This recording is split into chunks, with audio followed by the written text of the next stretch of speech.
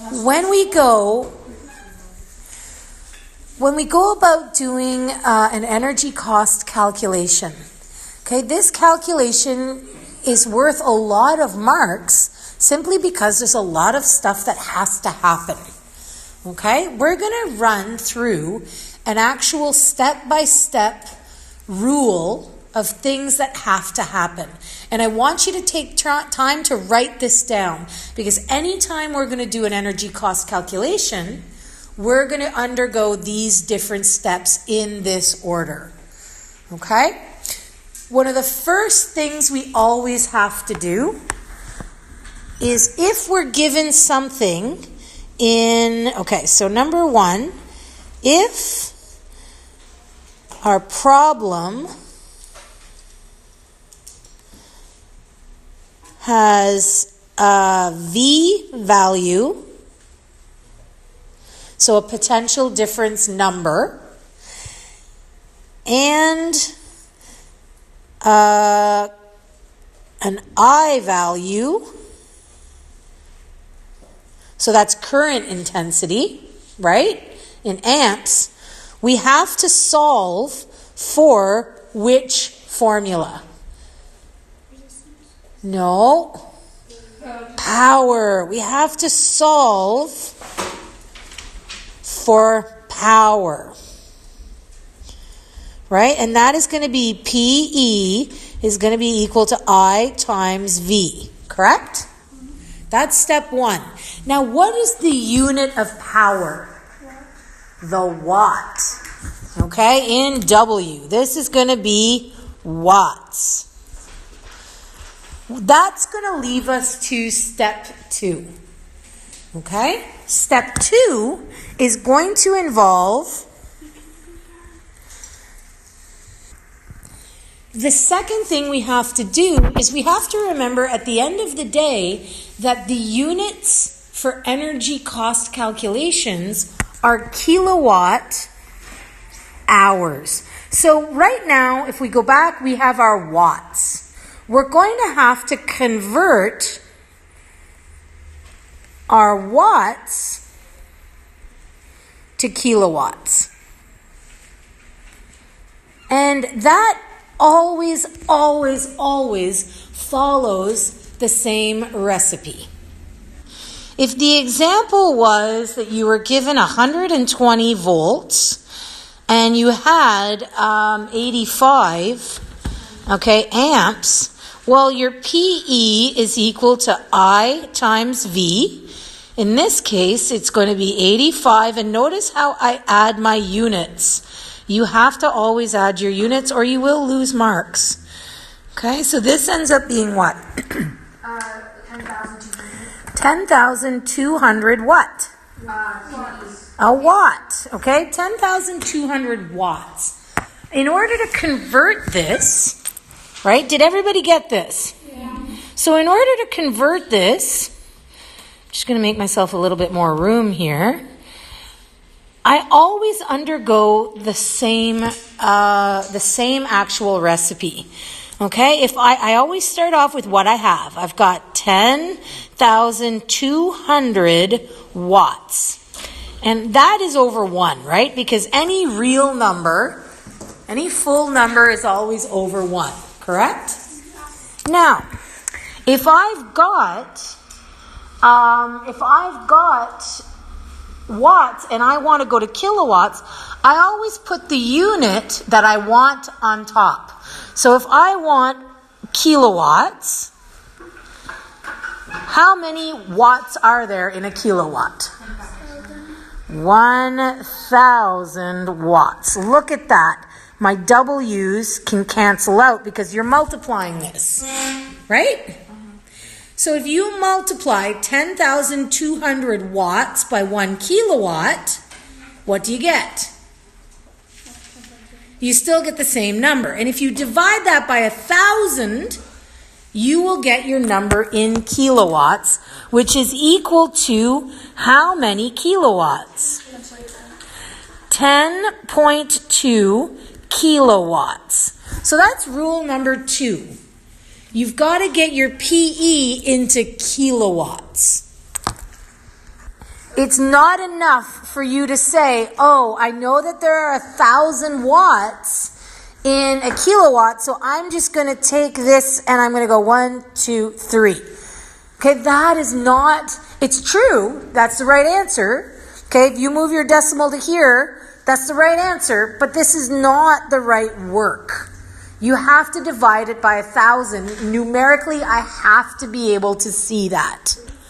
The third rule is basically undergoing your energy calculation.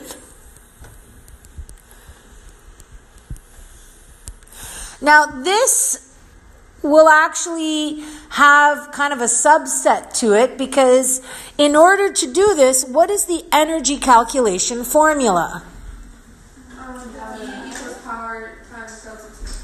So E is going to be equal to the power in kilowatts that we just calculated, and we are going to multiply that by our delta T. Now, the interesting thing about the delta T here, remember, what is the unit for the sale of energy? Kilowatt hours. So we have to put our time in hours. So maybe this is actually step 4. We're going to leave it as step 3, because before we can actually input, we have our PE in kilowatts, but we don't yet have our time in our hours. Okay? And the trick there ends up being whatever time you're given. So we're going to put 3.5 here. Okay? So time calculations. Now, the time calculation has to be done in hours. And you will usually be asked how much something will cost to be operated over a longer period of time. So we talked about the fact that I had a space heater that I wanted to operate Monday to Friday, 8 hours a day, for 3 months. Okay? If I told you that for the next 15 weeks of school, okay, so an example here. If I told you for the next 15 weeks of school that I am going to be using, I don't know, we'll stick with the space heater because it seems like something I'd want to use for real. Okay, so I'm going to be using my space heater for 15 weeks, but I'm only going to be using it for 5 days every week. And every day I'm going to be using it for 8 hours per day. That is a very complicated amount of time. So how do we actually break this down? So in this case, you almost have to work backwards to get your total number of hours. I want 8 hours every day. Okay, not 24. I want 8 of those 24 hours only.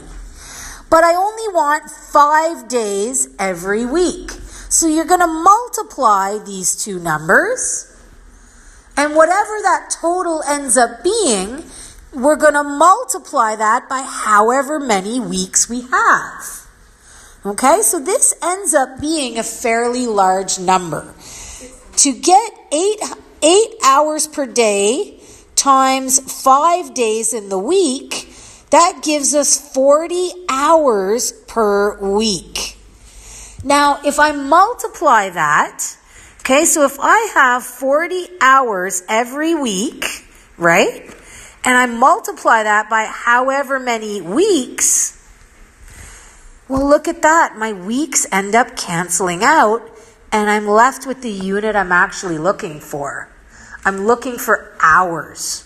So if you multiply 40 times 15, you get 600 hours. With this amount, now I can then go back to number 3, and I now have my kilowatts and I have my hours, which are the units I need for energy. Now that we have our energy, so if we go back to our previous amount here, our 10.2 kilowatts, and we now have our, 600 hours of work. Well, we can go to our actual formula here, right? And we can actually fill that in, and we end up getting the units we need here. We end up getting our 10.2 kilowatts times 600 hours. What is that multiplication? And that whatever that number is, it's going to give it to us in kilowatt hours, which is the unit we need. Okay, so can somebody work that out, please? So that ends up being 6,120 kilowatt hours. So we take this number, this energy, E here, and we move on to the next point. Okay, we've got our time, we've got our kilowatts, we actually got our energy. We're now up to number 4. And number 4 is the actual energy cost calculation. And you will be given this formula.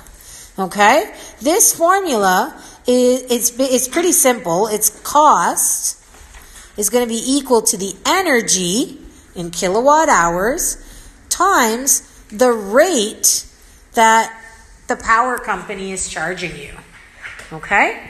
So in this case, if I told you that we have our amount from here, which is 6,120 kilowatt hours, so 6,120 kilowatt hours, and I told you that we were being charged 8 cents per kilowatt hour used.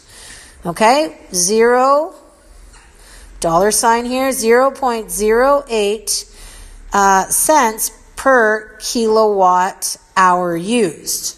Right? Simple math applies here. 0.08 times 6120? Yeah, simple math applies here. These guys end up canceling out. And look, you're left with just your $. And that makes sense because we're talking about calculating an amount of money here that we're going to be charged for using this. Okay? So, if I've got my rate, if I multiply 6120 times 0.08, what do I get? Okay, I get $409. Oh, 489. Okay, 489 point. Okay, there we go. So it's going to cost me $489.60 to use that space heater for 15 weeks, 8 hours a day, Monday to Friday.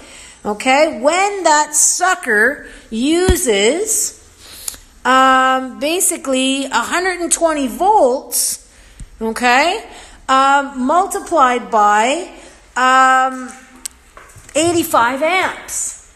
So look at all of the stuff we did to solve that. That is a huge problem.